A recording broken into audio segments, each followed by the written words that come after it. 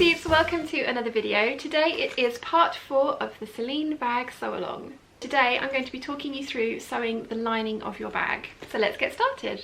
The next thing you're going to need to do is your zip. So you're going to need your zipper tab, which you should have pressed in all of the seam allowances in by 3/8 of an inch, 1 centimetre, so all the raw edges have been pressed in, and then press it in half. So what you should end up with is an inch square of fabric that's going to sit over the end of your zipper. So I'm going to get my zipper tape and put this on. Okay, so when you're pressing your zipper tabs, you want to press the short ends in and then fold the longer ends in over the top. So what I'm going to try and do is, with the right side of my zip up, I'm going to put the short end over and then wrap those longer sides around the tape. Again, doing this through a viewfinder is interesting. Let's see if I can. So what we want to end up with is seeing the wrong side of the zipper tape and then wrapping that around, and then we're going to fold all the other edges in. Hopefully fold that down to meet that, and then you're gonna need to finagle things so they become nice and pressed. But from the top edge, which is the one that, I mean, you're going to really see, that's what you should end up with. So I'm going to put some wonder clips on this and then just kind of finesse everything so that it is all lying as I want it to be. Because yeah, I don't want those bits poking out, so I'm going to use my purple pokey tool to poke those back under. Once I'm happy with that, I'm then going to stitch around this with my top stitching length all the way so that we get that to enclose the raw end of the zip. Once you've done all the top stitching, you should end up with something that looks like this. So we are now going to take our zipper panels, and you want to press under the seam allowance on all the short ends. So there's 4 of these, so you've got 8 seam ends to press under. You want to make sure that you've done that evenly across all of the panels. So the way you want to start this is, we've got the zipper face down and we've got one of the zipper panels face up, and you're going to pin the raw edge of the zip to the long raw edge of one of the panels, and you want to fold back your zipper teeth just so that you end up with a nicely finished start to your zipper. This isn't a metal zip, this is a plastic zip, so I can sew through these teeth. And what we're going to do is sew along here at a 1/4 of an inch away from this edge, and I have got my zipper foot on, but you can move the zipper pull all the way out of the way, and you should end up with a long piece of tape that isn't attached to anything, and that is what you want. These 2 short edges are turned under, so it looks like this. So I'm going to sew at a 1/4 of an inch along that line. Okay, so once you've done that, you should end up with something that looks like this. We're then going to take another zipper panel piece and we're going to make a zipper sandwich, and you're going to use some wonder clips to hold that in place, and then you're actually going to use this as your stitching guide, and you're going to run a line of stitching all the way along there so that you do create a zipper sandwich. So this is what you want to end up with, a nice zipper sandwich. We're going to go and press that and top stitch this all in a minute, but we need to repeat the same process to the other side with our 2 remaining zipper panel pieces. So you want to start with the zipper face down to begin with, the zipper panel face up. You're going to match up the raw edge with the top raw edge of the zipper panel. You're going to fold back, make sure that your pressed edges are underneath there. You're going to fold back that first little piece to make sure it's a nice finished edge, pin that all into place, or wonder clip it into place if you're like me and using wonder clips, and then sew at a 1/4 of an inch, and then put the top panel on and make a zip sandwich and use that previous line of stitching. Okay, so you should end up with something that looks like this. So what we're going to go do now is press these away from the zipper teeth so that we can then top stitch all the way around to make these nice and flat and neat. So I'm going to go and press these, and then we can do some top stitching.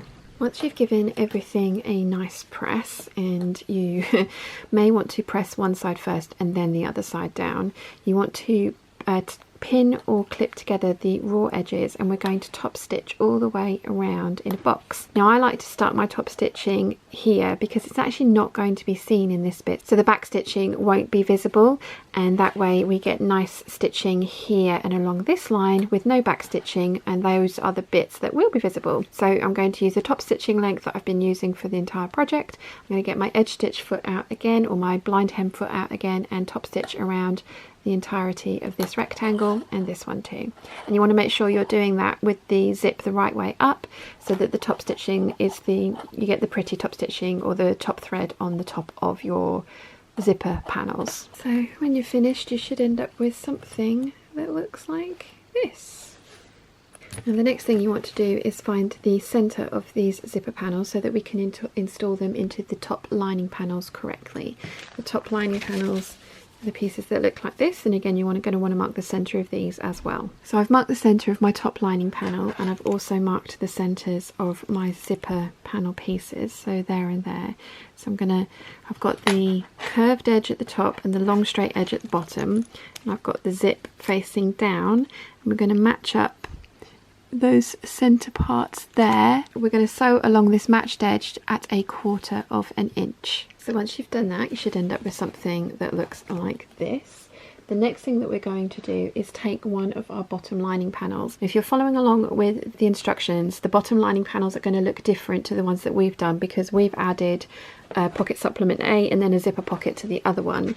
So what you want to do is you want to take one of your bottom lining panel pieces, and it doesn't matter which pockets it has on it, whether it's pocket A or the zipper pocket, and you're going to line the long raw edge up with that edge that you've just sewn, and then we're going to sew again from edge to edge. This time we are going to sew at 1/4 of an inch and make a sandwich of our zipper. So we should end up with something that looks like this, and we actually need to press all of the seam allowance up into the top panel and top stitch this.